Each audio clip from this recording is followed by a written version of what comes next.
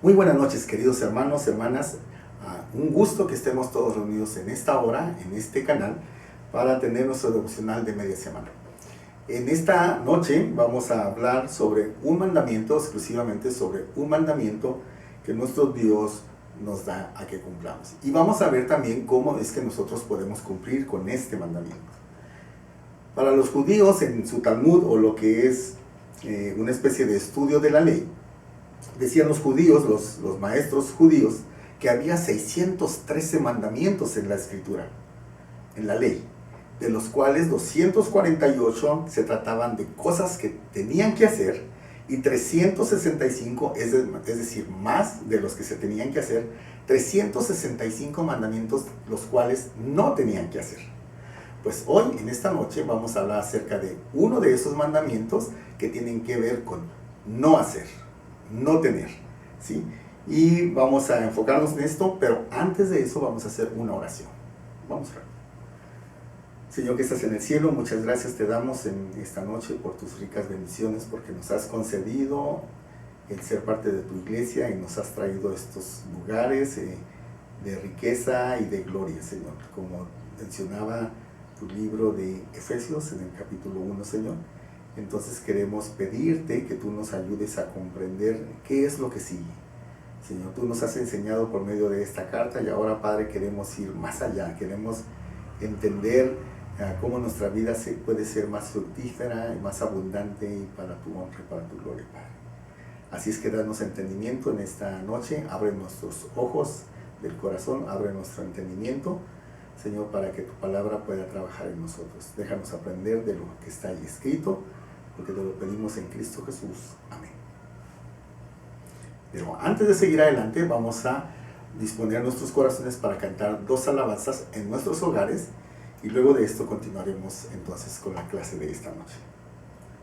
Vamos a tener esta participación por parte de Sergio e Isis, nuestros hermanos de Ensenada.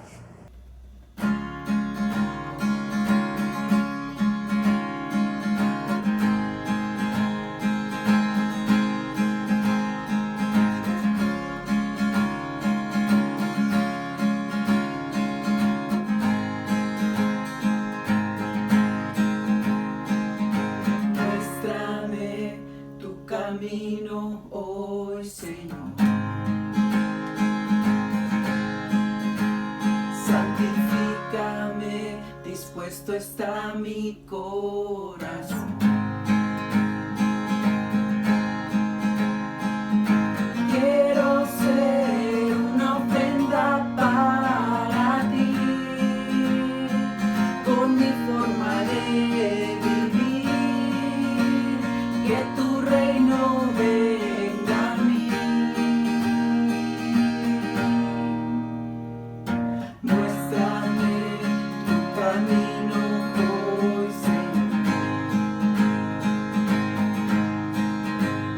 Santifícame, dispuesto está mi corazón.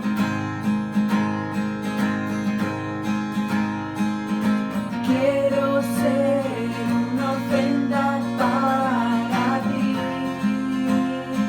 con mi forma de vivir, que tu reino venga a mí. Postrado en mi aposento, me encontraré contigo, y en la intimidad me enseñarás a tocar tu corazón.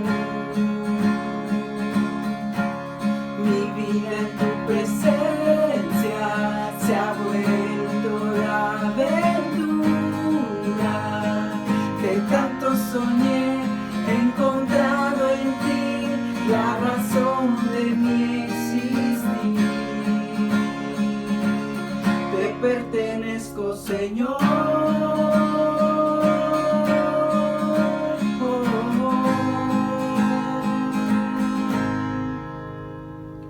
Muéstrame tu camino hoy, Señor. Santifícame, dispuesto está mi corazón.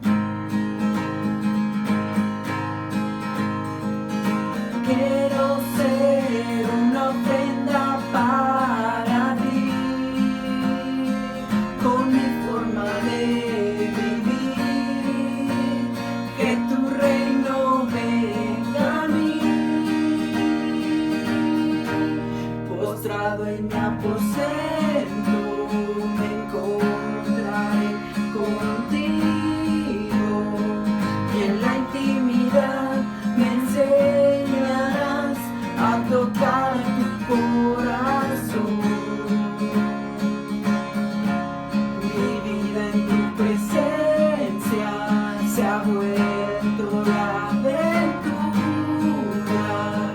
que tanto soñé. He encontrado en ti la razón de mi existir. Te pertenezco, Señor.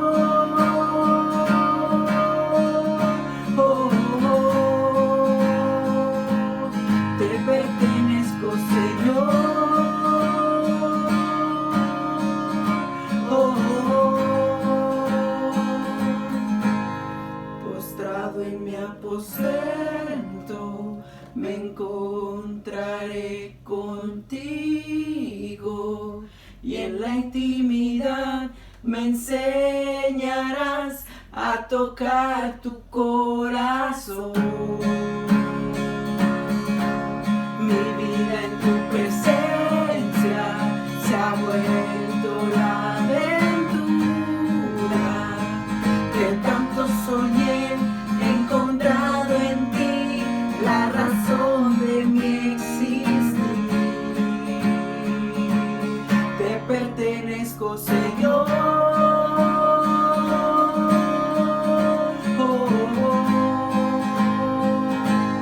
Te pertenezco, Señor.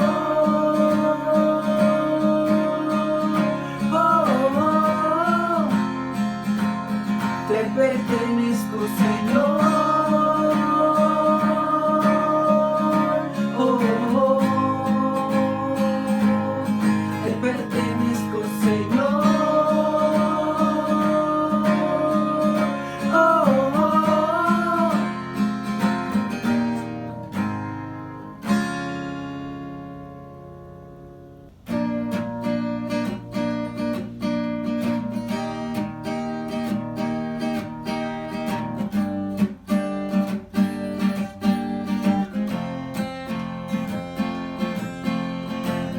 Rompe el poder del pecado, su amor es fuerte y poderoso, el Rey de gloria, el Rey de majestad.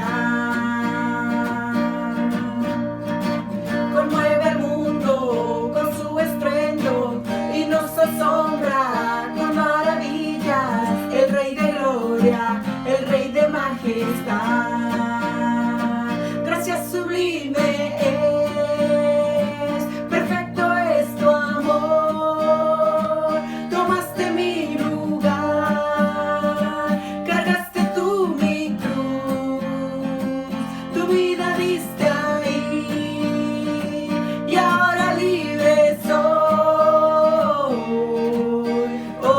Jesús, te adoro por lo que hiciste en mí. Pusiste en orden todo el caos, nos adoptaste como tus hijos, el Rey de gloria, el Rey de majestad, el que gobierna con su justicia y resplandece con su belleza, el Rey de gloria, el Rey de majestad. Gracias sublime es, perfecto es tu amor. Tomaste mi lugar, cargaste tú mi cruz, tu vida diste ahí, y ahora libre soy. Oh Jesús, te adoro por lo que hiciste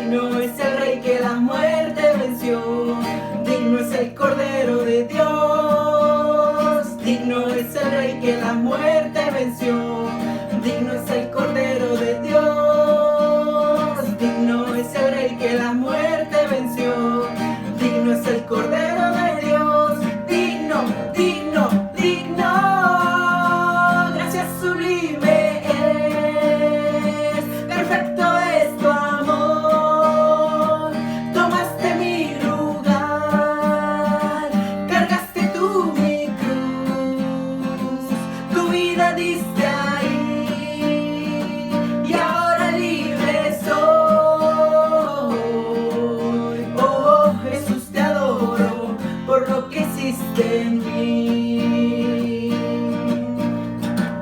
Jesús, te adoro por lo que hiciste en mí. Jesús, te adoro por lo que haces en mí.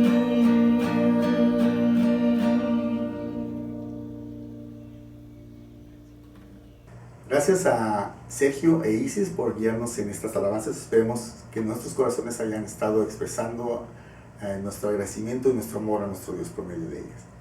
Ok, pues entonces estaremos hablando de uno de esos 365 mandamientos de no hacer, que dicen los judíos que son 613 mandamientos en total. Ok, y este mandamiento es el que más se repite en la Escritura, más que ningún otro, más que robar, más que matar, más que sacrificios, más que ningún mandamiento. Este es el mandamiento que está escrito en la Escritura, y ese mandamiento es: no tengas miedo. Y es muy interesante esto, porque Dios está preocupado porque en nuestros corazones haya paz, y dice: te voy a mandar algo, te voy a exigir algo que pase en tu vida, y eso es: no tengas miedo. Y Dios está muy consciente de que este es un problema en nuestras vidas, porque fue una de las primeras cosas que el corazón abierto de Adán le dijo a Dios. Aquella tarde, cuando bajó Dios y lo andaba buscando, porque ellos estaban escondiendo después de que habían comido del fruto prohibido, dice: ¿dónde estás?, le dice Dios al hombre. Y el hombre le contesta: estaba escondido porque tenía miedo. Entonces Dios sabe que esto es algo con lo que vivimos todos los días, y entonces Dios dice: ¿sabes qué? Yo no quiero una vida de temor para ti, yo te voy a pedir que no tengas miedo. Y hay una solución de cómo tú no tengas miedo, así es que vamos a ir por esto. Y miren, así nomás como para información adicional, los otros mandamientos que más se repiten en la Escritura es: alaba a Dios. Otro más es: alégrate, y otro: da gracias. Lo cual quiere decir que Dios desea para nosotros una vida de abundancia, ¿sí? Vamos entonces ahora a leer una escritura que está en el libro de Efesios capítulo 1, versículos 17 al 19. Pido que el Dios de nuestro Señor Jesucristo, el Padre glorioso, les dé espíritu de sabiduría y de revelación para que le conozcan mejor. Pido también que les sean iluminados los ojos del corazón, para que sepan a qué esperanza Él los ha llamado, cuál es la riqueza de su gloriosa herencia entre los santos, y cuán incomparable es la grandeza de su poder a favor de los que creemos.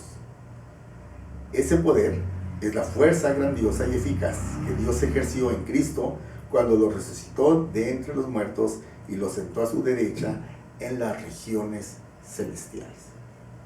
Pablo está consciente de algo, de la necesidad de que todos nosotros conozcamos a nuestro Señor de una mejor manera, de que todos conozcamos mejor a Dios de una manera. Y miren, esta es la imagen que podían tener los hermanos de Éfeso acerca de Pablo. Pablo había pasado por la ciudad de Éfeso en anteriores ocasiones, y esto es lo que había sucedido. Por ejemplo, cuando él pasó por la ciudad de Éfeso, en el libro de Hechos, capítulos 19, versículos 1 al 7, dice que Pablo rebautizó a 12 discípulos de Juan. A nosotros sabemos que esto es una tarea muy difícil, hacer que una persona cambie su manera de pensar y abrace una nueva verdad. Bueno, pues el apóstol Pablo dice que bautizó a 12 discípulos de Juan en esta ocasión. Pero también dice en los versículos 8 al 10 de este mismo libro de Hechos 19, que él enseñaba y debatía en la escuela de Tirano, después de que lo habían expulsado de la sinagoga. Era un hombre de convicciones que podía debatir y seguramente ganar con lo que él sabía y con su ejemplo. Pero también dice que hacía milagros extraordinarios, de los versículos 11 al 12, de tal manera que pañuelos que él tocaba o delantales que él tocaba, lo llevaban hasta los enfermos y los enfermos eran sanados. Inclusive con estas prendas sacaban demonios. También en el versículos 13 al 16 dice que algunos charlatanes por allí habían intentado expulsar demonios diciendo: a nosotros te decimos, demonio, que te salgas en el nombre de Jesús, el que predica Pablo. ¿Sí? Hasta dónde llegaba el poder de tal manera que estas personas pensaban también sacar provecho de esto. También dice desde los versículos 17 al 20 que se habían convertido hechiceros en cristianos. También dice en el versículo 23 al 41 de Hechos capítulo 19 que cuando Pablo estuvo en la ciudad de Éfeso, fue tal el éxito que tuvo el evangelio allí, que inclusive los artesanos, los mercaderes y los sacerdotes, que trabajaban todos ellos alrededor de la figura de la diosa de Artemisa, sufrieron una especie como de crisis económica. Mismo Pablo era tan valiente que ya a punto de irse de regreso, ya no llegó a la ciudad de Éfeso, pero mandó traer a los ancianos y a los líderes de la ciudad de Éfeso y les amonestó, les advirtió y les reprendió y les dijo: tengan cuidado, porque aún de ustedes mismos van a salir personas que van a hacerle daño a las ovejas del Señor. Con todo esto que había hecho Pablo, y esto es solamente de lo que se habían enterado los hermanos en Éfeso, pero había muchas otras cosas que Pablo había hecho, como va a suceder más adelante, que va a sobrevivir inclusive a un naufragio, le va a morder una serpiente y no le va a pasar nada. Con todo esto, los hermanos de Éfeso podían decir: Pablo es especial, este es mi gallo. O sea, Pablo de veras no sabe lo que es el miedo, ¿sí? Esa es la imagen que podían tener los hermanos en Éfeso. Ahora, veamos cuál es la estructura de la carta a los Efesios. Ya lo vimos anteriormente, pero vemos que de los capítulos 1 al 3 es donde se establece la base teológica, la enseñanza, el marco conceptual sobre el cual van a creer los hermanos en Éfeso y nosotros también.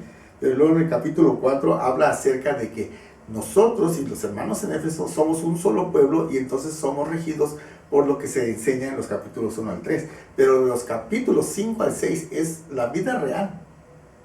Ahí es donde dices: ok, esto es lo que sé, esto es lo que aprendí, esto es lo que creo, pero ahora, ¿cómo lo voy a poner en práctica? ¿Sí? Miren, por ejemplo, en el capítulo 5 habla acerca de la relación entre esposo y esposa. Y en el capítulo 6 habla de las relaciones entre los padres y los hijos. Y les dice a los hijos: hijos, obedezcan a sus padres. Sí, pero el argumento no es, porque mira, él es discípulo, él es un buen hombre, él siempre ha buscado lo mejor para ti, es bien buena onda, no se pone a tu nivel. No, el argumento para Pablo, para pedirles a los discípulos jóvenes, a los hijos, que se sometan a sus padres, es porque esto es lo justo. Porque en base a lo que ya aprendiste en los capítulos 1 al 3, entonces tú vas a tener obediencia y vas a hacerlo no porque tu padre sea bueno o porque tu padre sea malo, simplemente lo vas a hacer porque esto es lo justo, es lo que conviene, esto es lo que te está pidiendo Dios. De igual manera les dice a los padres: ahora tu padre trata bien a tu hijo, no lo desesperes, no lo exasperes, sé humilde con él. Trátalo sin que tú abuses por la posición en la que tú estás. Igualmente al esclavo le dice, sirve a tu amo de corazón. No le está diciendo sírvelo porque mira, vas a tener mejores prestaciones como esclavo, ¿no? Ni se trata de que mira, él es discípulo o no es discípulo, te va a tratar así, te va a tratar así. Mira que si tú eres un buen esclavo, él puede ser un mejor amo. No, esa no es la condición. Le dice: tú vas a servir bien a tu amo porque lo vas a hacer como si estuvieras sirviendo a Cristo. Y a los amos les dice: ustedes de igual manera. De igual manera significa ustedes van a servir a sus esclavos, ¿sí? Entonces, el marco conceptual ya estaba dado en estos capítulos, pero ahora seguía cómo afecta esto mi vida. Ok, entonces estamos llegando en este punto en donde estaba bien entendido lo que había escrito el apóstol Pablo en los primeros 3 capítulos, pero esto era lo difícil. Y en el capítulo 6, Pablo les llega a decir: mira, esto no es una situación fácil, porque la guerra que tenemos no es contra carne y sangre, ¿sí? Sino contra potestades en los lugares celestiales, pero de los cuales Jesús está sentado para gobernar sobre ellos. O sea, no hay nada que tú puedas decir: no voy a poder. Pero dice: entonces te vas a poner toda la armadura de Dios. Y entonces vas a poder hacer frente al enemigo, ¿sí? Entonces también no vas a tener miedo, que es el mandamiento del que estamos hablando.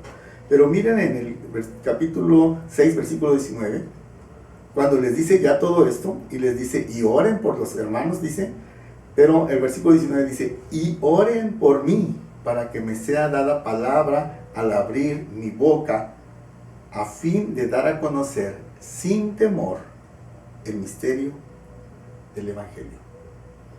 Llegamos al punto.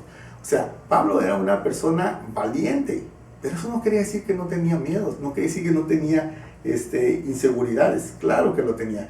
Y la palabra aquí, se habrán dado cuenta que leí la versión de las Américas, dice para darlo a conocer sin temor. Ahora en la Reina Valera, por ejemplo, dice para hablar con denuedo. Entonces, son aparentemente dos palabras contradictorias. Una cosa es hablar con denuedo, que significa, bueno, viene de la palabra parresía, o sea, Pablo hablaba parresíamente. Hablaba él con coraje, con valentía, con confianza, con franqueza, con libertad, sin temor, como dice entonces la Biblia de las Américas. ¿Qué significaba? Que él quería hablar con denuedo, que él quería hablar con firmeza. ¿Por qué les dice, quiero que oren por mí? Porque la situación ahora es difícil. Ahora, él inclusive, estando en la cárcel, como ya hemos visto, él ahora sí extraña a la iglesia. Es decir, la extraña de una manera todavía diferente.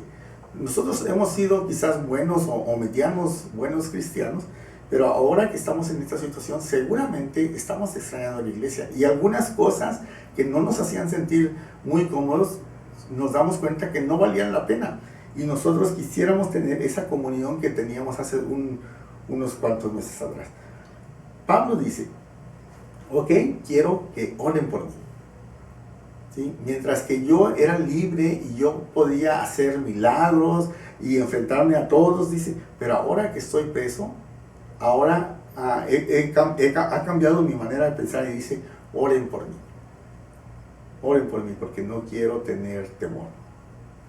¿Qué pasa cuando una persona tiene miedo?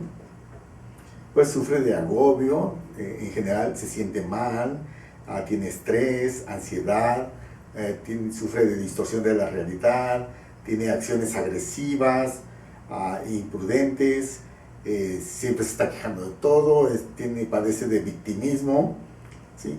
¿Y cuál es entonces la solución? ¿Sí? No le puedes decir tú simplemente, ten una actitud positiva, ¿no? O sea, ni respira hondo, vamos a contar del 1 al 10. No, así no se soluciona esto.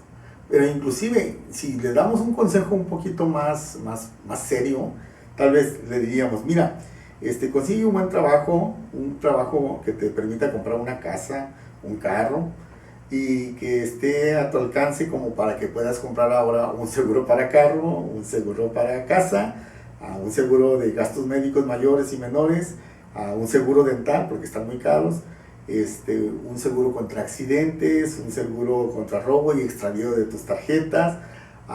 También ten amigos influyentes. Como decían antes, en toda familia siempre tenemos que tener un amigo que sea médico, un amigo que sea abogado y un amigo que sea sacerdote, ¿no? ¿Ok?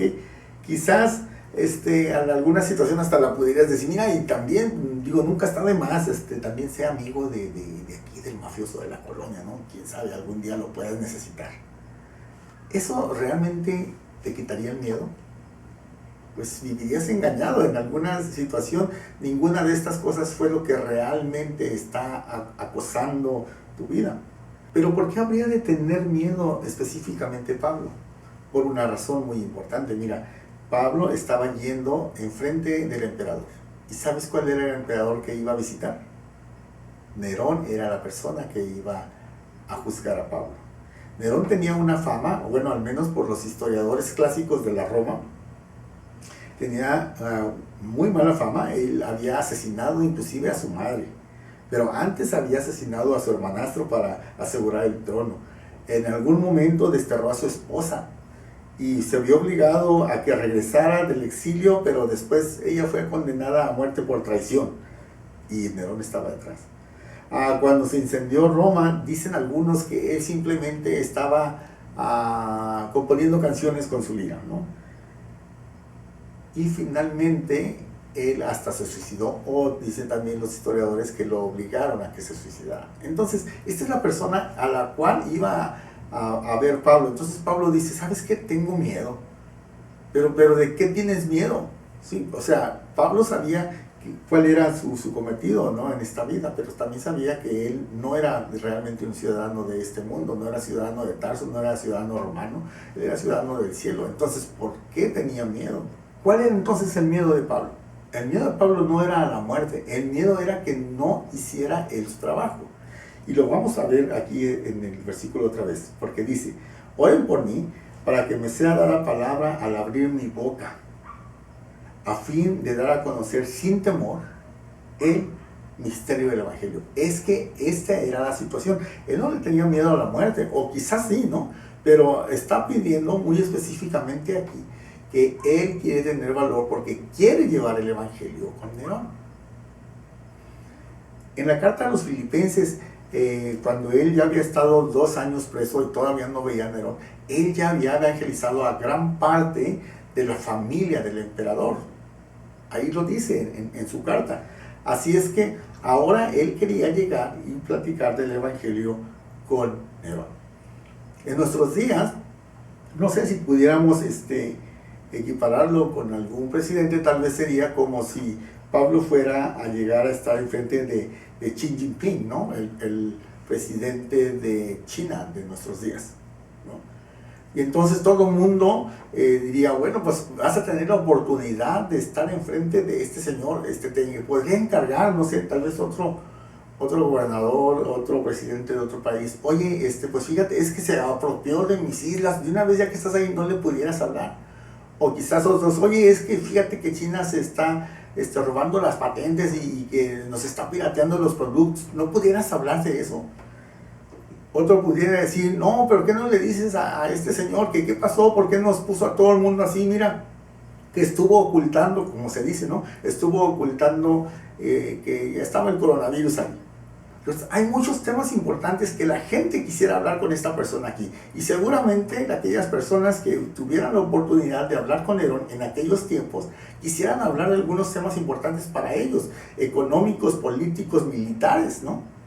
Pero lo que le preocupa a Pablo, lo que él teme es que no pueda llevar el Evangelio con Nerón. Eso es lo que realmente le está preocupando. Pero vamos a ver, entonces, esto es importante, ¿no? Como él dice: yo no quiero tener miedo, pero ¿de dónde entonces voy a sacar mi fortaleza? Miren, en Mateo capítulo 16 y versículo 15, el Señor Jesús les pregunta a los discípulos: ¿quiénes dicen la gente que soy yo? Y esto es importante. Aquí está tu confianza. ¿Tú quién crees que es Jesús? ¿Cómo vives en base a lo que tú crees acerca de Jesús? Lo revisamos unos versículos más. Vamos a Efesios capítulo 4, versículo 17. Dice: con la autoridad del Señor digo lo siguiente: ya no vivan como los que no conocen a Dios, porque ellos están irremediablemente confundidos, ¿sí? Viven en miedo, pues. Tienen la mente llena de oscuridad, no piensan con claridad, vagan lejos de la vida que Dios ofrece, porque cerraron la mente y endurecieron el corazón hacia Él. El miedo es algo que proviene de nuestro corazón. El miedo es un deseo que nosotros tenemos que no se ha cumplido. Ese es el miedo. Entonces está diciendo aquí el versículo: ¿sabes de dónde viene toda esta confusión, todo este miedo? De que estás esperando algo que tú crees que no va a llegar, ¿sí? En nuestros días, por ejemplo, en un principio decíamos nosotros, o decían las noticias, ¿no? Esta enfermedad del coronavirus, no se preocupen, no es tan contagiosa. Bueno, sí es contagiosa, pero no es tan mortal. Solamente el 2% de las personas que se vayan a enfermar, y que no todo el mundo se va a enfermar, pero de las personas que se vayan a enfermar, solamente el 2% va a morir. Y entonces tú podías poner tu confianza y decir: no tengo por qué tener miedo, sería muy mala suerte que yo fuera de ese 2%, ¿sí? Pero imagínate que nuestra confianza estuviera puesta en una fórmula matemática, ¿no? O sea, me voy a enfermar pero no creo que yo sea del 2%. El problema es que es mejor poner nuestra confianza en Dios. porque podemos nosotros enfermarnos y morir, y sin embargo no tener miedo en este momento de que vayamos con Dios, ¿sí? Es triste que pongamos nuestra confianza en una ecuación matemática, porque ¿sabes qué? Tengo una mala noticia. El día de ayer, el día de hoy en la madrugada estaba viendo, y de acuerdo a las personas que se enferman y las personas que están falleciendo en Baja California, el 20% de las personas que se han infectado están muriendo. Por eso yo no puedo poner mi confianza en una simple estadística. Mi confianza la tengo que poner en Dios. Por eso el Señor Jesús les pregunta a sus discípulos: ¿quién dice que es la gente que soy yo? ¿Sí? Y no porque Él no lo supiera, sino porque Él sabía que ellos necesitaban saber qué pensaba la gente, porque hay que enseñarle a la gente quién es Jesús. El Señor Jesús se va a presentar durante muchas ocasiones delante del pueblo y va a decir: yo soy su pastor, yo soy la luz, yo soy el camino, yo soy la verdad. Y a Marta le dice: yo soy la resurrección. Eso es lo que realmente le va a dar confianza a mi corazón, saber quién es Dios y que yo sé que en ese Dios he creído. Por eso así viene la estructura del libro de Efesios en cuanto a este tema. Está diciendo en el capítulo 1, pídanle a Dios sabiduría. Y luego les está diciendo en el capítulo 4, y ustedes no sean como aquellos que tienen su mente confundida porque tienen duro su corazón. Nuestro Dios siempre se presentó de maneras convincentes, pero principalmente quería decirles a las personas: tú tienes que estar seguro, ¿quién soy yo?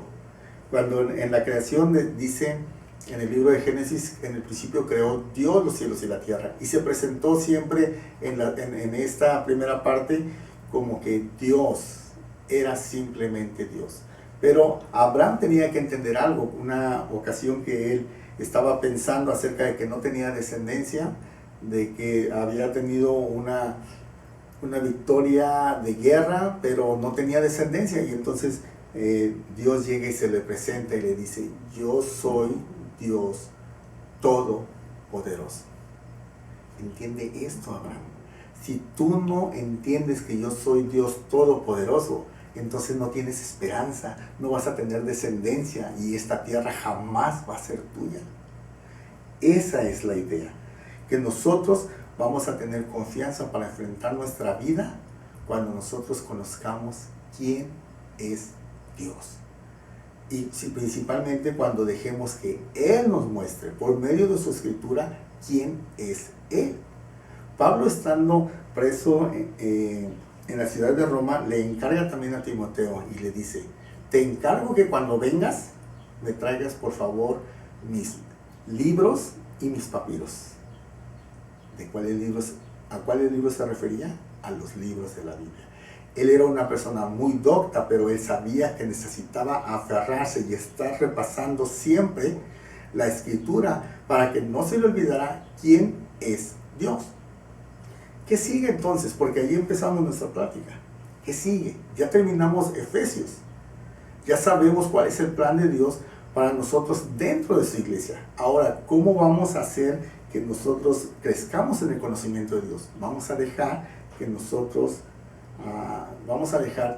Dios nos hable a nosotros directamente, nos diga: yo soy todopoderoso, yo soy el camino, yo soy la verdad, yo soy la vida. Entonces, podemos resumir en esto: ¿cómo hago para cumplir el mandamiento de Dios cuando me dice no tengas miedo? Pues número 1, pide a Dios que te dé sabiduría para que tú le conozcas mejor. Número 2, ten fe y escúchalo cada vez que Él diga yo soy. 3, no actúes por medio de la filosofía o del conocimiento humano. Y 4, pide a otros que oren por ti. Que Dios te bendiga, hermano.